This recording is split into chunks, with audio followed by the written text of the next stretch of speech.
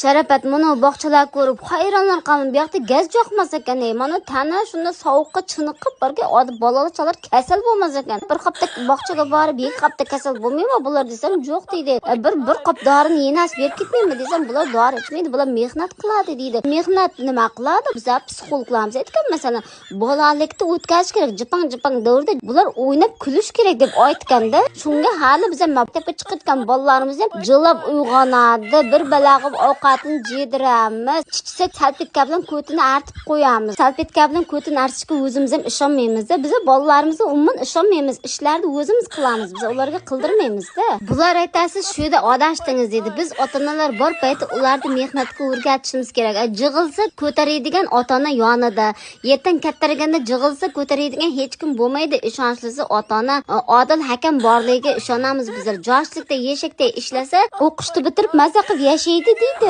Maktabga chiqmagan boladan buyuk shaxs tayyorlab javobdi-da. Bizlar endi umrimizin bo'lgan bolamiz ham hali yerkalab bolalik o'tib ketmasin deb ota-onasini davrda maza qilib yashasin deb ko'tini laliga solib yashatayotgan ekanmiz-da.